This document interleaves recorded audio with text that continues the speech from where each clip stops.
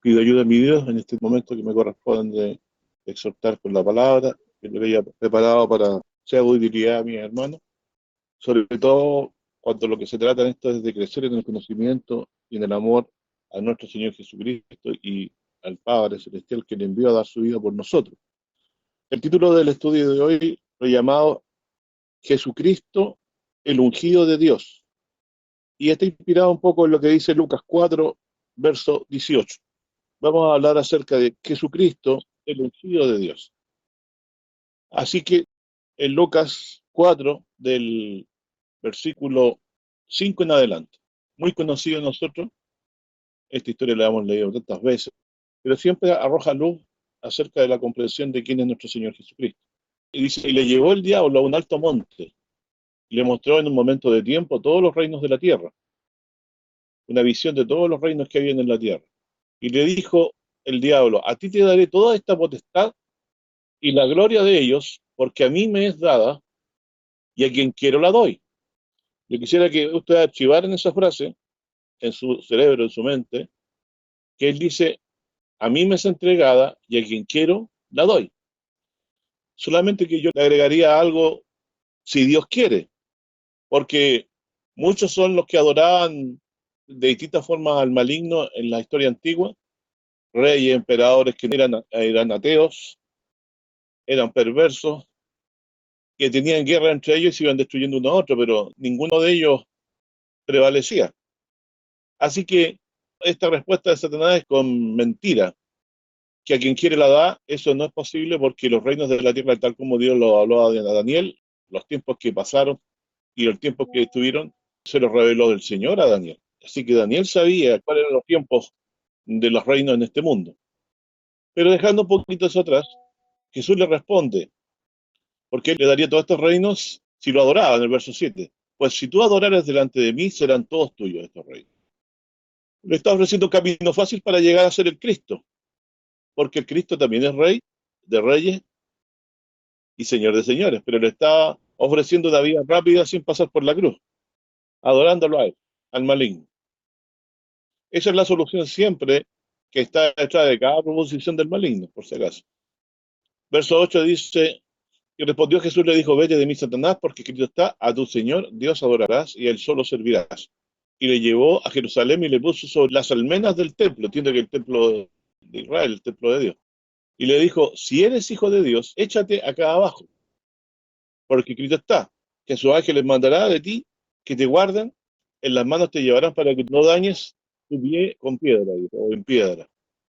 Por lo tanto, aquí tenemos otra proposición más, que ya no estuvo de acuerdo el Señor Jesús con adorarlo, porque está escrito que el Señor tu Dios adorará, y ahora le pide que se lance de una parte alta del templo, porque dice que Dios mandaría a sus ángeles para que no se mate, porque si se lanza al vacío desde alguna parte del templo, que era un lugar concurrido, toda la trampa que está implícita en lo que él le propone, buscaba la muerte solamente de Jesucristo neciamente. Pero tenía que morir por los pecados del mundo, no lanzándose de un templo alto, ¿no? Vemos cómo el engaño del maligno se manifiesta, ¿no? Aquí claramente. Dice, porque tus ángeles mandará de ti que se guarden, dice, y en las manos te llevarán para que no dañes tu pie en piedra. Y respondiendo Jesús le dijo, dicho está, no tentarás al Señor tu Dios. Es decir, también la prudencia. Uno no puede contar con que Dios haga cosas si Él no las ha concedido. Solo podemos pedirlas y esperar en Él. Y sobre todo, para las proposiciones como esta, sin duda no debemos hacer caso, porque tentar a Dios es lo peor que podemos hacer. Nuestro Dios es santo. Sabemos que Él es bueno, no hay duda para nosotros que Él busca nuestro bien y nos llevará a la vida eterna por medio de la fe en Jesucristo y la perseverancia en esta fe. Porque en Él, en Jesús, Dios ha depositado la promesa de vida eterna para nosotros. El que cree en mí, dice el Señor Jesús, que esté muerto, vivirá. Acabada toda tentación, el diablo se fue de él por un tiempo. Fíjense, describe que permanentemente, cada cierto tiempo, aparecía tentándole de alguna forma. Verso 14 dice, Jesús volvió en la virtud del Espíritu a Galilea, en el poder del Espíritu. O sea, después que soportó la tentación con el maligno, volvió fortalecido con el poder del Espíritu de Dios a Galilea. Galilea, ciudad gentil. Y salió la fama de él por toda la tierra de alrededor, y enseñaba en las sinagogas de ellos, y era glorificado de todos. Galilea de los gentiles, dice, el pueblo que andaba en tinieblas, y vio la luz, dice la Escritura. Verso 15, y aquí está el punto donde empezamos, en lo que queremos directamente hablar, y enseñaba en las sinagogas de ellos, en las sinagogas de Galilea. Y enseñaba, dice, en las sinagogas de ellos, y era glorificado de todos. O sea, recibían la palabra los de Galilea.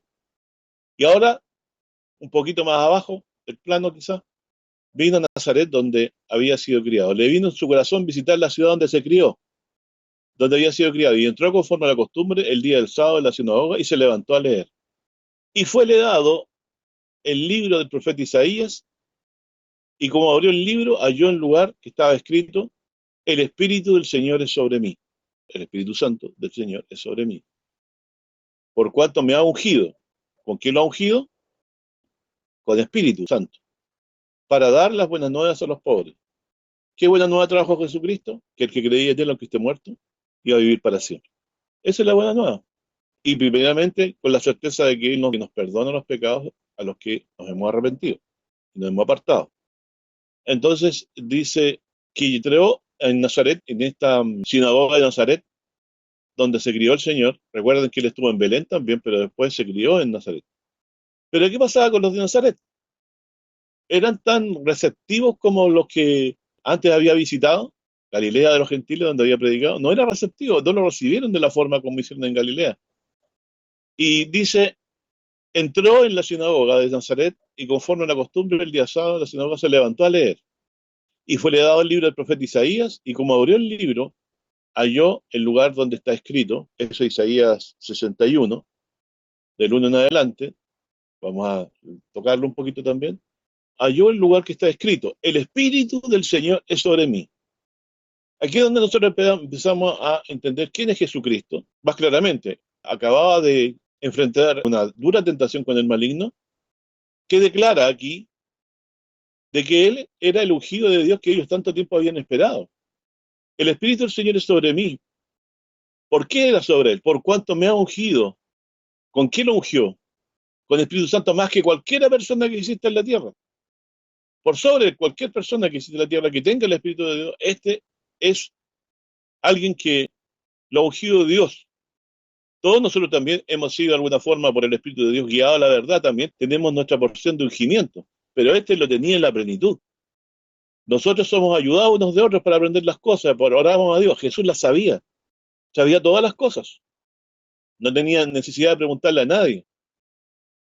Entonces aquí, una vez de haber leído, dice que ¿por qué lo había ungido el Señor en la lectura? Verso 18. Por cuanto me ha ungido para dar buenas nuevas a los pobres. Es decir, traía las buenas nuevas de salvación a los pobres. Este sermón también los de Galilea lo habían escuchado probablemente, porque Jesús hablaba generalmente la misma enseñanza de la vida eterna, perdón de pecado, la venida del reino de los cielos. Así que venía con las buenas nuevas a los pobres. Perdón de pecado, ya saben ustedes, vida eterna. Me ha enviado, dice, para sanar a los quebrantados de corazón. ¿Usted se le fue alguna tristeza el día que creyó en Cristo? La principal tristeza que se va es que ya no tememos más a morir. Nuestra vida no tiene un final triste. Aunque morimos, seremos resucitados. Si creemos que Jesús es el Hijo de Dios y vino a morir por nosotros. Y de eso no hay ninguna duda, porque el que lo prometió resucitó. Lo vieron resucitado los discípulos y lo vieron ascender a la diestra de Dios, prometiendo volver por nosotros. Así que este maligno simplemente quería engañar a Jesús para que lo adorara, probara a Dios tirándose hacia abajo, etcétera, etcétera. En este caso el maligno no es el motivo principal de nuestra enseñanza hoy, solamente saber cómo él opera un poco.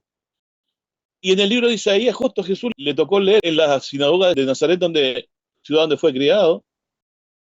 Entra como cualquier día sábado, entra, se levanta a leer. Pero lo nuevo a todo esto es que él dice que esa escritura se había cumplido en ese día con él. Y lo primero que dice en el verso 18 que acabamos de leer, ahora lo releo nuevamente, dice, el Espíritu del Señor es sobre mí. Jesucristo es el ungido de Dios porque en él habita la plenitud del poder y sabiduría del Espíritu de Dios, para que ustedes lo sepan, ¿cierto? Yo sé que ustedes lo saben, pero se lo estoy confirmando aquí nuevamente con la lectura. ¿Trae qué cosa? No es solamente para lucir poder, para traer buenas nuevas a los pobres. Nosotros somos esos pobres. Y no son pobres físicamente, sino que son pobres porque somos miserables, pobres, ciegos y desnudos, como dice la Escritura también en otro lugar. Y me ha enviado a sonar a los quebrantados del corazón. ¿Quién podría ser los quebrantados del corazón sino los que están arrepentidos de sus pecados y se duelen por lo que han hecho? Dice, para pregonar libertad a los cautivos, libertad del pecado y del maligno y de la maldad que nos habita. ¿En qué sentido? Que Él es luz en nuestro interior oscuro cuando viene a habitar por su espíritu y a guiarnos a la verdad, que nos lleva a la vida eterna, que consiste en creer que Él es el que vino a morir por nuestros pecados y nos ha puesto en paz con Dios. En su propio cuerpo, como cordero de expiación, lo ofreció por la vida nuestra, en lugar de nuestra vida. Dice, libertad a los cautivos y a los ciegos vista. En este caso, entiendo yo la ceguedad de no ver esta redención consumada o insinuándose en esa sinagoga por medio de las palabras de este hombre Jesucristo, Hijo de Dios. Y dice, para poner en libertad a los quebrantados, para predicar el año agradable de Jehová. Había muchas personas en las cárceles en ese momento, pero ninguno salió por esta palabra de Cristo de las cárceles. Jesús se refería a la cárcel de maldad y de impiedad que está en nuestro corazón. Nosotros estábamos atrapados en el mal. Jesús vino a libertarnos de la condenación de nuestro pecado. Estábamos bajo la potestad del maligno. Hemos sido sacados de esa potestad porque Él anuncia que por medio de Él va a venir la redención. Sabemos que es porque va a tener que morir y luego resucitar y ir a la diestra del Padre. Dios lo ungió para traer estas buenas nuevas a los quebrantados, a los cautivos y a los ciegos, para volvernos a la fe del Hijo de Dios. Si es que no estábamos antes, ¿cierto? O alegrar nuestro corazón con esta promesa de perdón y de vida eterna. Dice para predicar el año agradable del Señor. ¿Cuál sería el año agradable del Señor? El año agradable del Señor es el año en que Él se nos manifiesta como Salvador. Ese es el mejor año. Y rollando el libro le dio al ministro y sentóse, y los ojos de todos de la sinagoga estaban fijos en él. Y comenzó a decirles, hoy se ha cumplido esta escritura en vuestros oídos. Repito, comenzó a decirles, hoy se ha cumplido esta escritura en vuestros oídos. Es decir, ha venido a sanar los quebrantados de corazón, pregonar a los cautivos libertad y a los ciegos vista, para poner en libertad a los quebrantados, a todos los que están quebrantados o arrepentidos de sus pecados. Y para predicar el año agradable del Señor. El año más agradable del Señor para nosotros es el mejor día de todos los días. No es ni nuestro cumpleaños, ni el cumpleaños de nuestra mamá, ni el cumpleaños del país, sino que es el día en que el Espíritu de Dios nos reveló a nuestros corazones que Jesucristo de Nazaret es el Salvador del mundo, que vino a morir por nuestros pecados. Y para ello tenía que él mismo padecer en la cruz como que si los pecados que estuviera cargando fueran propios. Luego Dios lo levantaría, lo sustentaría a su diestra, y de ahí esperamos con la certeza de que Él resucitó, su venida para vida eterna en el día final y posterior. Y aunque estemos muertos, vamos a vivir, Él lo promete. Él nos resucitará de entre los muertos. Porque vino a entregar su vida para pagar con su propia muerte todos nuestros pecados. Lo podríamos haber dejado hasta aquí, pero empezó un problema posterior a esto, en el verso 20, rollando el libro, lo dio al ministro y sentóse y los ojos todos en la sinagoga estaban fijos en él. Y comenzó a decirles, hoy se ha cumplido esta escritura en vuestros oídos. Y todos le daban testimonio y estaban maravillados de las palabras de gracia que salían de su boca y decían, ¿no es este el hijo de José? Empezando a menospreciar de inmediato. Y les dijo, sin duda me diréis el refrán, médico, cúrate a ti mismo, de tantas cosas que hemos oído haber sido hechas en Capernaum, entre los gentiles, Galilea de los gentiles, haz también aquí en tu tierra. Y dijo, de cierto digo, ningún profeta es acepto en su tierra. O sea, no le creyeron porque lo minimizaron pensando, ¿quién es este que no lo veíamos todo el tiempo? Vamos a pensar que es Cristo. No. Despreciado y desechado entre los hombres, ¿sí? Como dice la Escritura. Y le dijo, sin duda me diréis este refrán médico cuida a ti mismo, de tantas cosas que hemos oído hacer hechas en Capernaum, haz también aquí, en tu tierra. Fíjense que Cristo aquí procede de una forma bien interesante que hay que estar en la presente. Cuando le pidieron señales, él la podría haber hecho para que creyeran. Pero él sabía que ellos eran incrédulos, de hecho lo mostraron aquí lo que están diciendo. Nunca lo consideraron Mesías. Nunca lo mostraron, lo consideraron como el Cristo. Dice, de cierto digo que ningún profeta se acepta en su tierra. Nadie es profeta en su tierra, tenemos dicho aquí en Chile nosotros. Entonces, Él les dice, esto es lo que ocurre en todas partes, donde a ti te conocen, en tu propia tierra te desprecian, en vez de alegrarse. ¿Qué es lo más bueno que tiene Israel de todo lo que haya existido en la tierra? Estuvo al Cristo, pues, mi hermano. ¿Qué hacemos sin Cristo? Muerte anunciada y confirmada para siempre para cada uno de nosotros. No tendrían, bueno, la expiación, el cordero que quita el pecado del mundo. Y la valentía que tomamos adelante de la muerte con esta esperanza de vida eterna de Jesús que murió por nosotros, porque sabemos que Él venció la muerte, resucitó y nos dice que vendrá a levantarnos a nosotros con la certeza de que Él pagó ya con su muerte nuestros pecados. Esto no es para que nosotros lo tomemos como motivo de fiesta de la carne, por el contrario, más aún debemos vivir en santidad, pidiendo perdón de nuestros pecados y apartándonos del mal, porque el maligno siempre anda como león rugiente, buscando a quien devorar. Bueno, con esto que estamos leyendo aquí, estamos viendo cómo esperaban los de Nazaret a Jesús como un tipo más, ¿no? No era tan importante quién era. Y sobre todo si había vivido con ellos, no pasó ninguna cosa por sus corazones, estaban endurecidos. Porque dice el Señor, no hay profeta que no sea sin honra, sino su propia tierra, ¿cierto? Así que Jesús lo dijo en el verso 24, dice, ningún profeta es excepto su tierra. Más verdad digo que muchas viudas habían en los días de Elías, cuando el cielo fue cerrado por 3 años y 6 meses, que hubo una grande hambre en toda la tierra. Pero a ninguna de ellas Dios envió a Elías, sino a Sarepta de Sidón. O sea, Dios en los días de hambre del pueblo de Israel, como estaban tras los Baales y no le pedían a Jehová para moverlos a vergüenza, ¿cierto? Envió a Elías para que fuera sustentado por una viuda. ¿Se sabe la historia, cierto?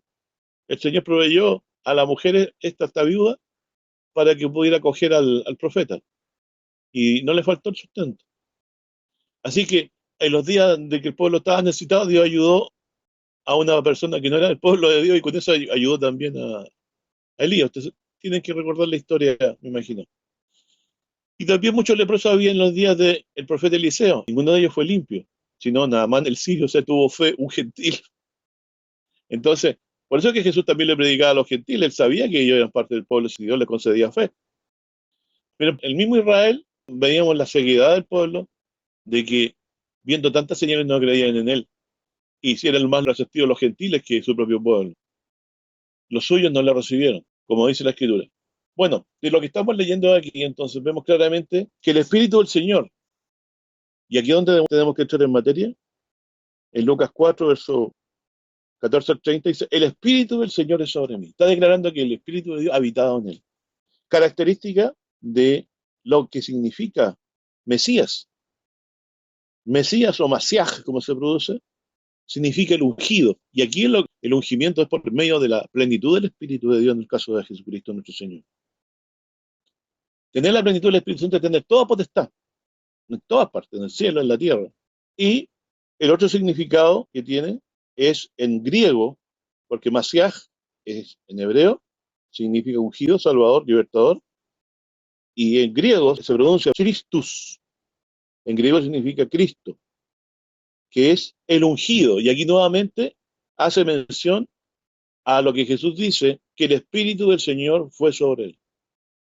Él me ha enviado. Y fue lleno del Espíritu Santo ¿desde cuándo, hermano? Desde el momento de la concepción en adelante. Pleno en espíritu, en poder.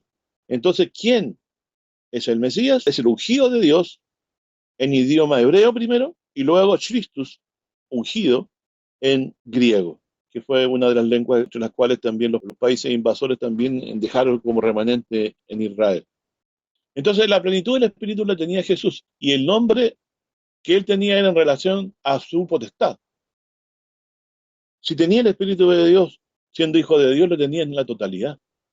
De tal manera que él podía decir, yo soy la resurrección y la vida. El que cree en mí, aunque esté muerto, vivirá. Todo aquel que vive y cree en mí, no morirá para siempre. O sea, vamos a ser sacados de la tumba no va a ser para siempre. Así que nosotros, hermanos, tenemos una muy grande esperanza, maravillosa esperanza.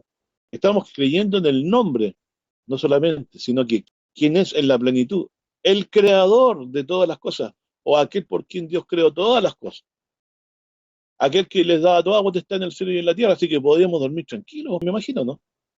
Los pecados perdonados, que si alguna cosa mala nos cae, nos mueran, nos matan, nos persiguen, nos matan por causa de Cristo, vamos a ser resucitados, vamos a ser levantados en el día postrero. Así que desde esa perspectiva, no sabemos cuánto tiempo tenemos acá, pero sí sabemos que nuestra vida está en las manos misericordiosas de Dios nuestro Padre y de su Mesías, de su Cristo, el ungido de Dios, que tiene toda potestad en el cielo y en la tierra. Increíble que cuando Jesús terminó de leer y dijo, hoy se ha cumplido esta escritura en sus oídos, ellos se airaron y empezaron a menospreciarlo. Este texto que leyó Jesús está en Isaías 61:1, lo dice de esta otra forma un poquito más distinto. Dice, el Espíritu del Señor Jehová es sobre mí porque me ungió, han enviado a predicar las buenas nuevas a los abatidos. Cuando dice me ungió Jehová, está hablando claramente de un ungido de Dios. Podría haber sido un sacerdote, podría haber sido un profeta importante, etcétera, etcétera, ¿cierto? Pero en este caso es el Hijo de Dios. Y alguien que es hijo de alguien es similar en el concepto, en cómo la Biblia da explicaciones a través de todo el bagaje de argumentaciones que podemos encontrar respecto a nuestro Señor Jesucristo. Dice, porque me ungió Jehová, me enviado a predicar las buenas nuevas a los abatidos. Está anunciando que viene a traer buenas nuevas a los que están abatidos. ¿Por qué podríamos estar tristes nosotros? ¿Estamos alegres por el pecado que cometemos o estamos tristes por el pecado que cometemos? Eso es lo que nos entristece. Pero hay perdón en el Señor Jesucristo. Él no murió en vano. Él es nuestro Cristo, nuestro ungido de Dios, que intercede por nosotros, según el orden de Melquisedec, a la diestra de Dios, para que si alguno hubiere pecado, abogado tenemos para con el Padre, a Jesucristo. Aquí nos revela Isaías 61 de que lo que Jesús leyó fue esto: el Espíritu del Señor es sobre mí, me ha enviado a predicar buenas nuevas a los abatidos. Las buenas nuevas que me sacan de mi abatimiento es que el Señor me ha perdonado mis pecados y que soy hijo suyo por la fe en Jesucristo. Y la muerte y lo que nos va a pasar, todo va a ir a hoja cero nuevamente en la resurrección. Vamos a partir de nuevo a vivir una vida nueva, en un cuerpo glorioso semejante al del Hijo de Dios. Y dice, a promulgar la buena voluntad de Jehová y el día de la venganza del Dios nuestro, claro, porque el Señor viene también a juzgar a los crédulos, a consolar a todos los enlutados. Es decir, ¿quién es el que aprovecha este mensaje? Al que está con un corazón enlutado, dolido por sus pecados. A ese es el que Dios perdona. Porque dice otra parte de la Escritura, el que cubre sus pecados no prosperará, el que los confiese y se aparta alcanzará misericordia. Claramente, un enlutado se preocupa por lo que la gente no se preocupa, por haber hecho lo malo. Y se arrepiente y se lava invocando el nombre de Cristo. Dice entonces, a promulgar el año de la buena voluntad de Jehová. ¿Por qué el año de la buena voluntad de Jehová? Es buena voluntad que el Señor quiera perdonar los pecados y sin que nosotros hagamos una sola cosa, nos trae al Cristo para que podamos nosotros, confiando en Él, tener un resto de vida feliz, sabiendo que somos bienaventurados, porque tenemos en el Señor la vida eterna y el perdón de nuestros pecados. Sin duda, hermanos, somos bienaventurados. A promulgar el año de la buena voluntad de Jehová, en que nosotros creímos que Jesús era el Cristo, el Hijo de Dios, para recibir perdón de pecados en su nombre. Y el día de la venganza, el Dios nuestro, el mismo Cristo que nos vino a redimir muriendo en la cruz, vendrá después en la nube del cielo, porque resucitó y Dios lo sentó a su diestra. Ahora de la diestra de Dios, con todos sus ángeles, viene a buscar a su escogido en el día postrero, los cuales están limpios y lavados y preparados, porque han confiado en la sangre del Cordero de Dios, que quita el pecado del mundo. Eso es lo que tenemos que hacer para enfrentar ese día sin temor. Confiarnos, invocar a Dios para el perdón de nuestros pecados en el nombre de Jesucristo y apartarnos, hermano. Luchar por apartarnos siempre, verdaderamente, de nuestros pecados. Pidiendo la fortaleza de Dios, que solamente puede darnos la victoria en eso. Y dice, a ordenar acción los enlutados. Fíjese, estábamos enlutados y ahora nos da gloria en lugar de ceniza. Ungüento o óleo de gozo en lugar de luto. La palabra de salvación, la vida eterna, que es en Cristo Jesús, es un óleo de gozo en nuestros corazones, porque nos declara lo que Dios tiene preparado para nosotros en cuanto a la vida eterna y el perdón de nuestros pecados en Cristo Jesús. Dice, óleo de gozo en lugar de luto, manto de alegría en lugar de espíritu angustiado, fuera del espíritu angustiado. Somos ricos en fe, hermano. Deberíamos estar enlutados por lo malo que hacemos, pero una vez que sabemos que es mucho malo, pidamos perdón de nuestros pecados y no nos hagamos los locos. Si hemos pecado, el que los confiesa es el que alcanza misericordia, el que los encubre no prospera. Así que, mi hermanito, nuestro Dios es un Dios que todo lo sabe y todo lo conoce, pero también envió a su Cristo, al Christus, Y nosotros le llamamos Cristo, pero para ser más precisamente decimos Jesús el Cristo, que luego quedó con el nombre que se traduce Jesucristo. Así que cuando nosotros decimos Jesucristo, estamos mencionando el nombre de Jesús, porque ese nombre que le puso el ángel se llamará su nombre, como dijo el ángel, llamará su nombre Jesús, porque él salvará a su pueblo de sus pecados. Ya por eso es ungido de Dios. Dios le ungió con óleo de alegría más que a sus compañeros. Dios le ungió desde antes de la fundación del mundo como nuestro Christus, como nuestro Salvador. Y en hebreo también, Masiaj, el ungido, es lo mismo. Libertador también significa para ellos. Y aquí ungido con el Espíritu Santo. Es el que tiene la plenitud del Espíritu Santo, porque de él sale el Espíritu. Recuérdense que el Señor Jesús es el que anunció la venida del Espíritu por medio suyo en Pentecostés. Así también es el que habita en nosotros por su Espíritu, para que el Espíritu angustiado desaparezca.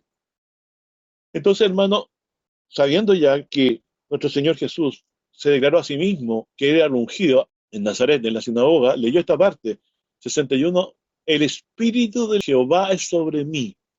Y luego dice, porque me ungió Jehová. Aquí claramente está diciendo que Él es el ungido de Dios. Se lo atribuyó. Me ha enviado a predicar las buenas nuevas a los abatidos. Lo había hecho hace poco, había estado según la lectura de esa en Galilea, predicando a todo lugar. Entonces, como dice Isaías 61:1, aquí claramente está diciendo que Jesús es el Mesías que tenemos que creer y a quien debemos honrar y a quien debemos adorar, como Cristo de Dios. Así que nosotros no estamos dependiendo de una certeza personal, sino que estamos tomándonos de herramientas espirituales, confesiones del mismo Cristo, señales que se hicieron por mano de Jesucristo. Y nosotros desde lo lejano ahora que estamos en el tiempo y en el espacio de este evento que ocurrió, lo estamos creyendo por el poder del Espíritu Santo. Él está vivo hoy a la diestra de Dios. Por eso dice aquí, me ungió Jehová. Está diciendo claramente que Él era este ungido. Entonces cuando Jesús toma el libro y se levanta a leer, es como que estuviera leyendo el título que Dios le entregó, que Él era el ungido, el Mesías, el Salvador, que nos libraría de la muerte en el día postrero, resucitándonos, y hoy con la certeza del perdón de nuestros pecados nos haría felices. No hay cosa más hermosa, hermano, cuando uno está en paz con Dios, hermano. Hasta viene el pajarito a cantarle en la ventana. Es un decir, para mí. A pesar de que las cosas a veces no son muy buenas como pensamos, pero el Señor nos hace felices en nuestros corazones por nuestro Cristo. ¿Quién es el motivo de mayor alegría en nuestra vida? ¿Quién es el que nos trae la paz, la tranquilidad, la confianza de que pase lo que pase, estaremos con Cristo? ¿O pensamos que debemos estar con otra persona que Dios no nos ha recomendado su amistad? Hágase amigo del Cristo. Él está vivo a la diestra de Dios, es el ungido de Dios. Ahí está, órele, pídale. Él es el Hijo de Dios, porque tiene toda la potestad que Dios le ha puesto para beneficio nuestro. Dice, predicar buenas nuevas a los abatidos, vendar a los quebrantados de corazón y publicar libertad a los cautivos. ¿Estamos mejor ahora en cuanto a las promesas o peor que antes que creyéramos en Cristo? Estamos mucho mejor. Cuando dice buenas nuevas a los abatidos, ya no estamos abatidos a pesar de que los problemas sean grandes. Tenemos a Jesucristo, vamos a vida eterna. Cuando envejecemos, vamos con la certeza de la vejez, sí, pero la certeza a la vez más poderosa de la resurrección, de la vida eterna. Y nos conviene seguir invocando el nombre de Cristo y alabándolo. No solo estudiar también, sino que alabarle, porque estamos gozosos, sabemos que la salvación está consumada. El Señor resucitó a nuestro Cristo, al que nos va a levantar. Por eso es importante seguirlo. Él se fue a la diestra de Dios y espera venir a levantarnos de los muertos. ¿A quién estamos esperando aquí nosotros? ¿Lo estamos esperando con tristeza o lo estamos esperando con gozo? Nosotros no debemos ser como los que menospreciaron a Jesús en la sinagoga de Nazaret. Tenemos que ser como aquellos que se sienten las personas más afortunadas del mundo. Porque si yo pudiera tener todo el dinero del mundo en un lugar para mí, no se compara con la riqueza de tener a Jesucristo. El dinero no me puede levantar de los muertos. Jesucristo sí lo hace, porque es el Dios vivo y verdadero manifestado en carne. En la medida que usted ve esto como cierto, se da cuenta de que los de Nazaret hicieron el peor de las cosas que hicieron, que fueron rechazar al Hijo de Dios. Dice, ordenaron a los enlutados para darle gloria en lugar de ceniza. La ceniza significa aflicción, óleo de gozo, en lugar de luto. Fíjense, En vez de estar enlutado, usted va a estar de gozo por la salvación. Alegre en vez de espíritu angustiado. Esto para los que tienen depresiones. Se olvidan y son ricos en fe y se ahogan por el engaño del maligno en las tristezas de esta vida. Nosotros, aunque muramos, somos más bienaventurados. Aunque nos quiten la vida, somos bienaventurados porque nuestro nombre está escrito en los cielos, hermano. Y yo no me aferro a esto como una persona que no tenga comprensión. Ya tengo comprensión y creo que uno puede aún más abundar en ella, en la grandeza de la obra redentora del Señor Jesucristo. Serán llamados árboles de justicia. Eso es lo que yo quiero que Jesús me haga, un árbol de justicia, alguien que produzca frutos de justicia. Plantío de Jehová para gloria suya. Nosotros somos un plantío en los cuales Dios quiere que los que hayamos creído en Jesús seamos como árboles que dan buen fruto para el bien de los demás y para la gloria de Jesucristo. Y no nos angustiemos porque te buen fruto, Dios lo hará. Dios empezará a alegrar el corazón con el Mesías. Empezará a hacerle ver cuán grande redención tiene entre sus manos por haber creído en Jesucristo. Y su cuerpo viejo no lo va a amedrentar de creer que Jesús le va a dar uno nuevo, porque Él sí resucitó de los muertos y lo hizo. No es algo que, resuciten ustedes, arréglensela sola, cada uno resucítese uno a otro. No, Él vendrá y cuando estemos muertos nos levantará. Y eso ya ocurrió con Cristo. Cristo estaba muerto y el Dios lo levantó de los muertos. Así que también nos levantará ahora el Cristo, con su voz poderosa en el día postrero cuando vengan las nubes del cielo. Voy a avanzar un poquito más. Así que el mismo día que Jesús dijo, el Espíritu del Señor es sobre mí, en Nazaret se cumplió la Escritura. El Mesías apareció delante de ellos y lo despreciaron, mi hermano. Qué terrible por ellos. No seamos de los tales, hermano. Usted puede estar pensando en algo bueno que va a hacer después de la reunión. No, me voy a reunir con las personas que nos vamos a conversar un fin de semana. No se compara con estar una eternidad con el hombre más santo y bueno, la persona que es igual a Dios en potestad y en poder y en amor, que es Jesucristo. Estamos a un paso de él por medio de la oración, siempre, todos los días. Así que invóquele, hermano, y derrame su amargura, su tristeza sobre él, pero confiando en que él lo puede sacar de ahí. O por último, para que le alegre el corazón, si está triste, porque él tiene promesa de vida eterna. Nuestra vida no termina aquí, en estos años, ya más o menos entrado, que todos, unos más, unos menos, no termina aquí, mi hermano. Tenemos la certeza, como Dios levantó a nuestro ungido y lo sentó a su diestra, y lo dijo claramente en la sinagoga de Nazaret, que él era el Cristo, el ungido de Dios. El Espíritu del Señor es sobre mi hijo. Él me ha enviado. Y tomó esas palabras de Isaías y las hizo ciertas y las convirtió en realidad a través de su boca y de lo que hizo posteriormente. Pues nadie más en la vida ha podido hacer tantos milagros como lo ha hecho nuestro Señor Jesucristo. Resucitó a Lázaro y varios casos más, ¿cierto? Y finalmente nos va a resucitar a nosotros y está prometido en la Escritura. El que cree en mí, aunque esté muerto, vivirá. Y todo aquel que vive y cree en mí no morirá eternamente. Estimados hermanos, esto es lo que nos tiene detenido. ¿Cuán grande es nuestro Mesías, nuestro Masiaj, nuestro Christus en griego?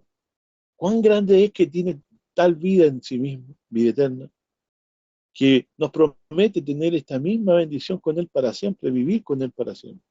En la casa de Jehová, dice, moraré por largos días. ¿Cuán largos son esos días, hermano? Son eternos. Largos días significa eternidad junto al Señor.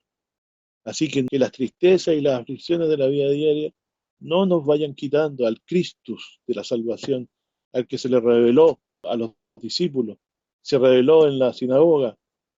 Para bien de los discípulos, Dios les concedió fe y les concedió salvación. ¿De qué forma? Que ellos pudieron poner por el poder del Espíritu Santo la fe que es don de Dios en Jesucristo donde se debe. Así que no estamos aquí más que para decir que cuán bienaventurados somos de que el Señor Jesucristo para nosotros es, tal como Él dijo, el Cristo de Dios, el ungido de Dios.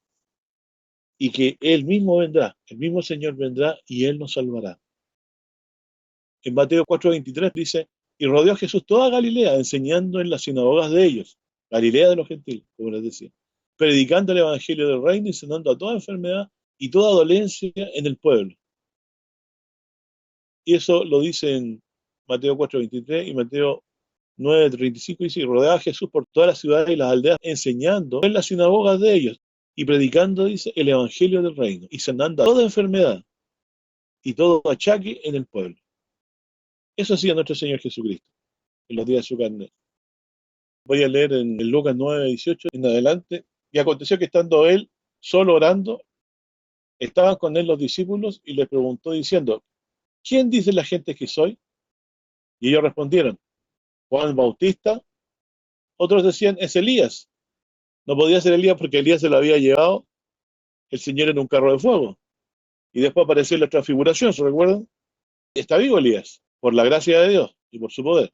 La gente andaba confusa porque no sabía si era Juan Bautista o Elías, dice, o algún profeta de los antiguos que ha resucitado. Versículo 20 dice, y les dijo, ¿y vosotros quiénes decís que soy? Entonces respondió Simón y dijo, y ahora usa el nombre gentil, no usa el nombre Masiaj o ungido, usa el nombre que usaban los gentiles, el Cristo de Dios. Lucas 9, verso 20 lo dice más sucintamente, dice. Entonces respondiendo a Simón Pedro, nuevamente él empezó a entender esto antes que los demás, el Cristo de Dios, el ungido de Dios. Por eso es que Jesús se atribuyó a Isaías 61 del 1 adelante. El Espíritu del Señor es sobre mí, Él me ha ungido para llevar buenas nuevas a los pobres, etcétera, etcétera. Entonces, es el Cristo de Dios. Y cuando dijo que él era el Cristo de Dios, mandó que a nadie dijesen esto. ¿Por qué tomó ahí más precaución? Pedro dijo, el Cristo de Dios, más él combinándolo mandó que a nadie dijesen eso. Es decir, no quería él que se le fuera la cosa demasiado rápida de las manos para que él alcanzara a hacer su ministerio de predicación. Mandó a que a nadie dijese eso, diciendo, es necesario que el Hijo del Hombre padezca muchas cosas y sea desechado de los ancianos y de los príncipes y de los sacerdotes y de los escribas, y que sea muerto y resucite al tercer día. Verso 23, estoy leyendo en Lucas 9, verso 23 ahora, y decía a todos, si alguno quiere venir en pos de mí, niéguese a sí mismo, tome su cruz cada día y sígame.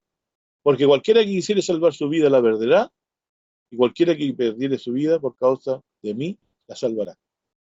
Dice, verso 25, porque ¿qué aprovecha el hombre si granjeare todo el mundo y se pierda él mismo o corra peligro de sí? Porque el que se avergonzare de mí y de mis palabras, de este tal, el Hijo del Hombre se avergonzará cuando viniere en su gloria y del Padre y de los santos ángeles. Es decir, el Señor vendrá y ¿quiénes quedan excluidos? Los que se hayan avergonzado de confesar y creer, por amor a no pasarla mal, ni ser despreciado de los amigotes o amigotas que no creen en Jesucristo. No se avergüenza de Jesucristo, hermano.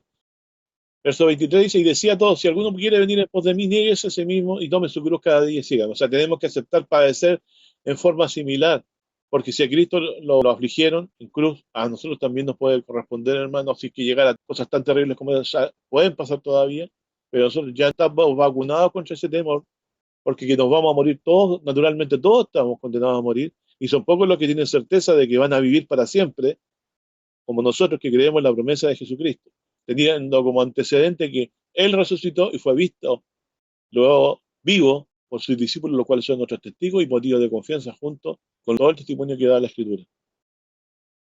El Señor, sentado a la diestra de Dios, ahora nadie lo puede tocar ni hacer nada. Él es sacerdote para siempre, según el orden de Melquisedec, a la diestra de Dios hoy en el santuario celestial. Acuérdese que el Señor, si usted no lo confiesa, Él tampoco lo va a confesar. ¿Por qué tendría que tomarlo como parte del reino si usted no cree lo más esencial? ¿Qué es lo más esencial? Creer que el Hijo de Dios, Jesucristo de Nazaret, vino al mundo, tomó nuestra semejanza, tomó un cuerpo de carne para, por medio de la muerte que Él sufrió en la cruz, pagar, ponernos en paz de todos nuestros pecados ante la justicia celestial de nuestro Padre Celestial. Así que nos hallamos, hermanos, entre un valle de sombra y de dolor en la vida cotidiana que nos toca para algunos, quizás a otros no son no es tan difíciles, segundo como Dios quiera probarnos a cada uno o fortalecernos en la prueba de cada uno. Lo importante es que Cristo vive hoy a la diestra de Dios porque con certeza creemos, como dice la Escritura, que resucitó, como dicen sus apóstoles también. Con esa certeza de que resucitó, está todo saliendo bien hasta ahora porque si Él está vivo, todos los que creen en Él, aunque esté muerto, van a vivir para siempre. Segunda de Juan 1, verso 7, dice, porque muchos engañadores son entrados en el mundo, los cuales no confiesan que Jesucristo, fíjense en la palabra, Jesucristo, toman el nombre, este pasaje de Jesús, de su nombre que le puso el ángel, y lo complementan con Cristo, que significa ungido, ¿cierto? En hebreo y también en griego. Dice que no confiesan que Jesucristo, los engañadores no confiesan que Jesucristo ha venido en carne. Porque ¿qué pasa si yo niego que Jesús tomó nuestro cuerpo y nuestra carne? No podría haber sido un sacrificio por nosotros. No podríamos decir que Jehová cargó en él el pecado de todos nosotros. Que hubiera venido como un ángel o como un espectro, una cosa así. No, tenía que tomar carne y sangre porque estaba tomando sobre sí los pecados nuestros. Porque la paga del pecado es muerte. ¿Para quién? Para los que están en carne y sangre todavía. Jesús tuvo que tomar la carne y la sangre para poder, con su propia muerte, pagar los delitos nuestros. Así que muchos engañadores son entrados en el mundo, los cuales no confiesan que Jesucristo ha venido en carne, el tal es el engañador y el anticristo. O sea, cualquiera persona que me diga y me niegue que Jesús tomó nuestro cuerpo de carne cuando se encarnó para venir a morir por nosotros, ese es el espíritu del anticristo. Mirad por vosotros mismos porque no perdamos las cosas que hemos obrado. Claro, porque en cualquier momento, si nosotros no estamos atentos, puede meter un anticristo y engañarnos. ¿Qué cosa más alegre decir cosas como estas, cierto? Que Jesús no vino en carne, que en realidad no sufrió tanto, sino que pasó otra cosa distinta a lo que dice la Biblia. Eso es un engaño del anticristo, de muchos anticristos que hay en el mundo. Así que tenemos que estar atentos para no perder el galardón, lo recibamos cumplidos, así que no nos falte ninguna cosa, la vida eterna principalmente. Y verso 9 dice, cualquiera que se revele y no persevere en la doctrina de Cristo no tiene a Dios. El que persevere en la doctrina de Cristo, el tal tiene al Padre y al Hijo. O sea, si nosotros nos mantenemos firmes en lo que Jesús dijo, estaremos junto al Padre, junto al Hijo, firmes en la fe hasta el día que Él venga. Dice, si alguno viene a vosotros y no trae esta doctrina, no lo recibáis en casa ni le digáis bienvenido, porque el que le dice bienvenido comunica con sus malas obras. Ojo con eso, hermano. Bueno, esto es lo que puedo escuchar en este testimonio de la palabra aquí. Y ahora, el texto que quería que leyéramos está en Hebreos 2, verso 14 al 18, dice, así que por cuanto los hijos participaron de carne y sangre, él también participó de lo mismo. Recuerden que por eso él es el Mesías. Él me ha enviado a predicar las buenas nuevas a los abatidos, etcétera, etcétera, y también a morir por los pecados nuestros. Entonces, como los hijos de Dios participaron de carne y sangre, porque Él nos creó carne y sangre, y ya sabemos por qué Dios nos creó primero carne y sangre, para dar la posibilidad a que si pecáramos, ¿cierto? Tendríamos la posibilidad de que alguien tomara nuestro lugar, muriera y expiara y limpiara nuestros pecados con su sangre. Aquí se ve claramente desde el principio del mundo que eso ya estaba previsto. Por eso Jesús cuando leyó Isaías en la sinagoga dijo, el Espíritu del Señor es sobre mí, me ha enviado a predicar las buenas nuevas. Pero finalmente después de toda esta seguidilla de cosas que Jesús podía decir, a lo cual el Padre lo envió a hacer, estaba que Él tenía que dar su vida en la cruz por nosotros. Entonces, por cuanto los hijos participaron de carne y sangre, Él participó de lo mismo. ¿Para qué? Para destruir por la muerte. Es decir, la muerte fue un argumento que Dios esgrimió para cargar en su Hijo Jesucristo los pecados nuestros, para destruir por la muerte. Y la idea de la sustitución en la muerte también. Podría sustituirnos un ángel, un espíritu, no, tenía que ser carne y sangre. Por eso Jesús tomó la carne y la sangre, para destruir por su propia muerte en un cuerpo de carne, el cual no tenía antes, era un espíritu vivificante, para, dice, destruir por la muerte el que tenía el imperio de la muerte. ¿Y a quién destruyó de pasada con morir por los pecadores, tomando el cuerpo de carne para venir a morir por nosotros los pecadores? Destruyó al diablo. Porque una vez muertos nosotros, ¿qué nos aguarda? La resurrección, ¿cierto? Jesús decía, no temáis a los que matan el cuerpo, porque después no tienen nada más que hacer. Temed al que puede destruir el alma y el cuerpo en el infierno, ¿no lo dice así? Entonces no debemos temer al morir, porque hay quien nos levante, hermano, el Mesías. Y el Mesías ya murió y sabe lo que significa morir y nos entiende mucho porque lo experimentó. Así que tenemos mucha confianza en Él, mucha esperanza en Él, así como es cierto que Él resucitó y que cargó nuestros pecados en la cruz y que Él ganó para nosotros la vida eterna. Lo vemos en el hecho de que una vez que murió se sentó a la diestra de Dios. No tenía ninguna cosa, ningún atacho. Subió a la diestra de Dios y se presentó por nosotros. Y hoy nosotros podemos glorificarlo con esta confianza que tenemos de que Él es el Hijo de Dios. Entonces, Jesús tomó el cuerpo de carne para poder morir. Él también participó de lo mismo para destruir por la muerte, al que tenía el imperio de la muerte, ese era el diablo. Y librar a todos los que por temor de la muerte estaban por toda la vida sujetos a servidumbre. ¿Estamos sujetos a servidumbre hoy nosotros? ¿De hacer lo malo para que nos vaya bien? No, porque si vivimos, para el Señor vivimos. Y si morimos, para el Señor morimos. Sea que vivamos o muramos, somos el Señor. Entonces, para nosotros la muerte no es un alejamiento de Dios, es quedar en manos de Dios para el día postrero, para que nos levante con un cuerpo glorioso en el día de la resurrección. Este texto es muy hermoso, hermano. En Mateo 9, del 1 en adelante, dice, entonces entrando en el barco pasó a la otra parte y vino a su ciudad.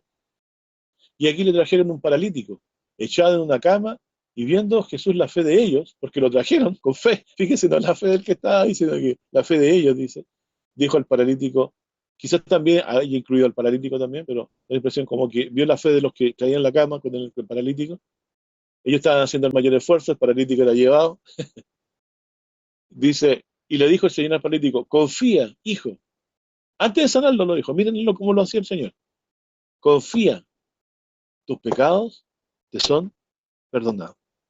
Estoy leyendo en Mateo 9, 1 en adelante. Entonces, ¿qué fue lo primero que recibió? ¿Sanidad o el perdón de los pecados? Podría haberlo sanado y después haberle perdonado los pecados. Pero ¿qué es lo primero que se necesita antes de pedir una sanidad? Aquí nos enseña el Señor. Pida que esta persona confíe en que el Señor le perdona sus pecados. Confía, hijo, tus pecados te son perdonados. Y aquí algunos de los escribas decían dentro de sí, como siempre, como lo minimizaban, consideraban que era un loco. Este blasfema. Pero resulta que este aparentemente equivocada persona para los judíos levanta al paralítico. Y viendo Jesús sus pensamientos, dijo, ¿por qué pensáis mal en vuestros corazones? Porque ¿qué es más fácil decir, los pecados te son perdonados o levántate y anda? ¿Qué es más fácil que se cumpla? Buena pregunta, ¿cierto? Porque aquí podría haber habido fingimiento. ¿Qué es más fácil decir, los pecados te son perdonados o decir, levántate y anda? Pues para que sepáis, ellos no podían saber qué es lo que convenía primero, qué es lo que le convenía primero al paralítico, levantarse y después que le perdonan los pecados o cuál era el orden. Perdón de pecado y luego levantarse. Yo entiendo que eso es lo que Jesús está diciendo. Pero ellos no tenían cómo poder comprobarlo, saberlo. Verso 6. Pues para que sepáis que el Hijo del Hombre tiene potestad en la tierra de perdonar pecados, dice entonces el paralítico. O sea, voy a hacer andar este paralítico para que ustedes entiendan que yo tengo potestad de perdonar pecados en este mundo. Levántate, toma tu cama y vete a su casa.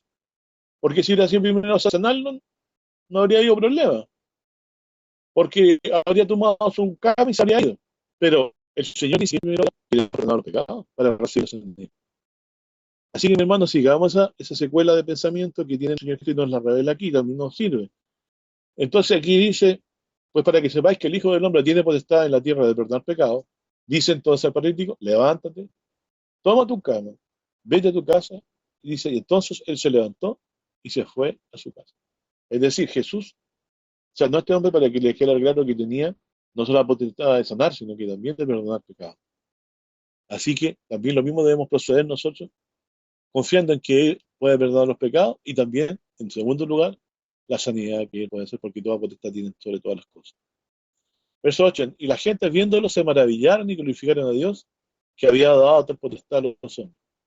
Es decir, para que sepáis entonces que el Hijo del Hombre tiene potestad en la tierra de perdonar pecados, aquí está la prueba, le dice el paralítico, levántate, vete a tu casa.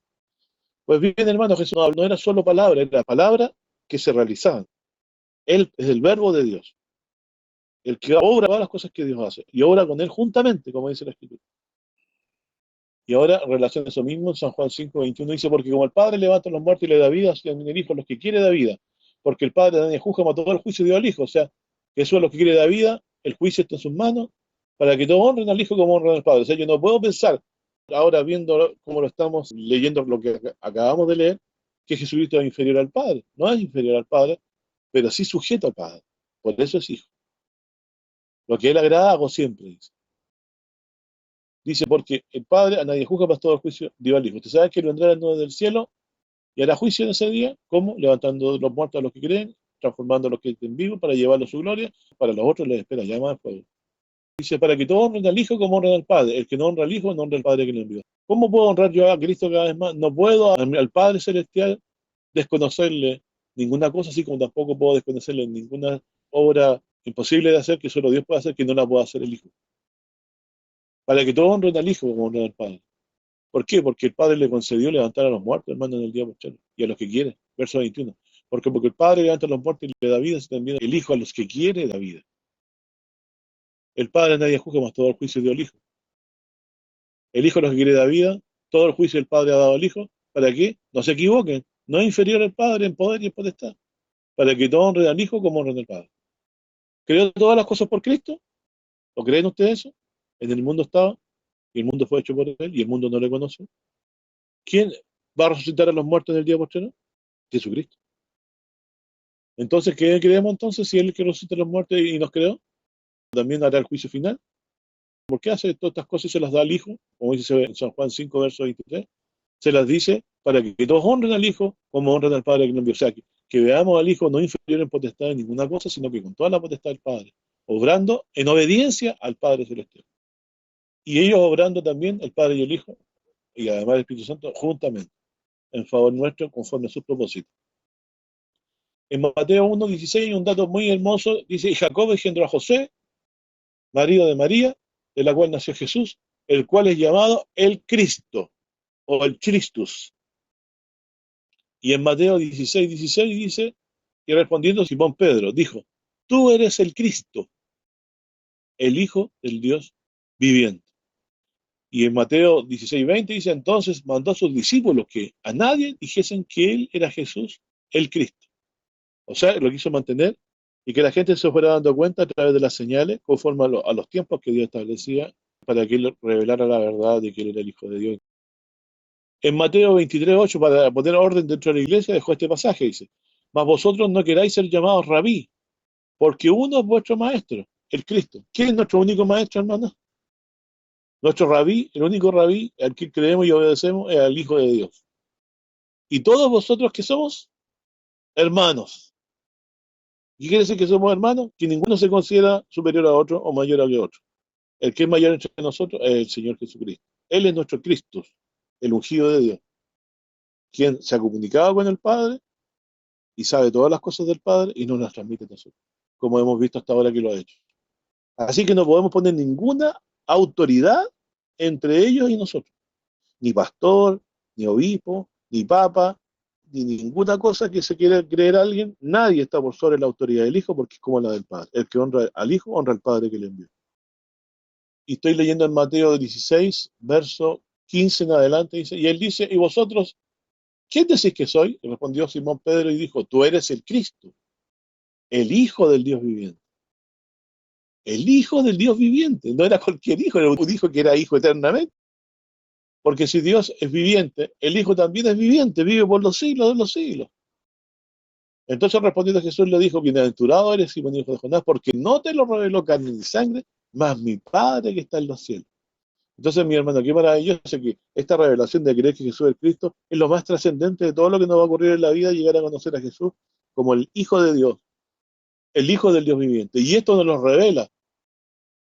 En eso Dios nos muestra que nos ama, que nos revela que su Hijo es el Cristo, el Hijo de Dios, que iba a morir por nuestros pecados. Porque si creemos en eso, vamos a trascender la muerte. Para siempre viviremos eternamente con el Señor y la muerte ya no será un impedimento para llegar a la presencia de Dios. Así que somos nosotros, tal como dice la Escritura, bienaventurados. Simón Pedro, hijo de Jonás, dice, porque no te lo reveló mi sangre, mi Padre que está en los cielos. Nos revela que Jesús de Nazaret no era el hijo del carpintero, era hijo de Dios, creador del cielo, la tierra y de todas las cosas, por voluntad del Padre. Y su Espíritu, quien nos acompaña en nuestro corazón, haciéndonos saber y recordándonos las cosas que Él dijo. También dice Mateo 23:8, mas vosotros no queráis ser llamados rabí, porque uno es vuestro maestro, que aclaro que rabí significa maestro, el Cristo, y todos vosotros sois hermanos. Este es el espíritu de lo que nos debe guiar en las predicaciones, en las exhortaciones. Aquí el maestro es Cristo. Todo lo que enseñamos nosotros tiene que estar cotejado, guiado por lo que Cristo habló y está contenido inspirado por su Espíritu y en la Sagrada Escritura.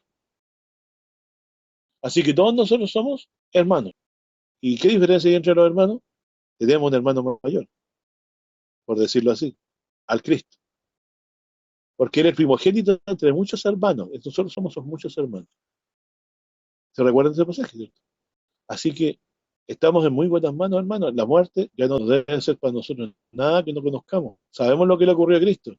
Una vez que fue sepultado, en el momento que tenía en su soberanía hacerlo, lo levantó de los muertos al tercer día y lo ha puesto para nosotros como motivo de confianza, como garantía de que también a nosotros nos ha perdonado los pecados por medio de Él y nos resucitará como lo resucitó a Él en el día en que Él venga en las nubes del cielo. Entonces también dice, no, ni que sean llamados maestros, porque uno de vuestros maestros es Cristo. El que es el mayor de entre vosotros sea vuestro siervo, porque el que se ensalzare será humillado, y el que se humillare será ensalzado. Y ahí terminando ya en San Juan 4, verso 2 en adelante, dice, en esto conocer del Espíritu de Dios, todo espíritu que confiesa que Jesús es venido en carne es de Dios. Y todo espíritu que no confiesa que Jesús es venido en carne no es de Dios. Y este es el espíritu del anticristo, del cual vosotros habéis oído, que ha de venir.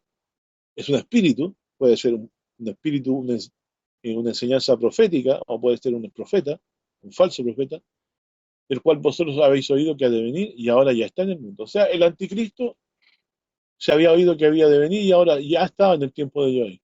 ¿Qué es lo que no confiesa? Que Jesús no es venido en carne. O sea, está negando la encarnación de Cristo para impedir que sea nuestra confianza en el perdón de los pecados, porque si Él no tomó carne y sangre, no se cumpliría lo que habíamos leído antes, dice. Por cuanto los hijos participaron de carne y sangre, Él participó de lo mismo, Jesucristo, para destruir por medio de la muerte al que tenía el imperio de la muerte. Entonces estos anticristos no confiesan que Jesús venido en carne para quitarnos nuestra confianza en la muerte de Jesucristo. Fíjense cómo atacan maligno en cosas tan importantes, ¿no? Pero nosotros sabemos que, así como lo vieron morir sus discípulos, y dan testimonio también las profecías que así sería, lo vieron resucitar y lo vieron vivo, resucitado y en gloria, posteriormente lo vieron ascender sus discípulos. Y nosotros creemos ese testimonio, ¿no? Porque está escrito en la palabra de Dios. Mis hermanos, que Dios les bendiga. Este ha sido mi aporte en el día de hoy, si es que lo ha sido, esperando que Dios les bendiga y les guarde en la confianza de nuestro hermano primogénito, entre muchos hermanos, nuestro amado Señor Jesucristo, el Hijo de Dios, Salvador del mundo. Que Dios les bendiga, hermano, que tengan buena tarde. Gracias.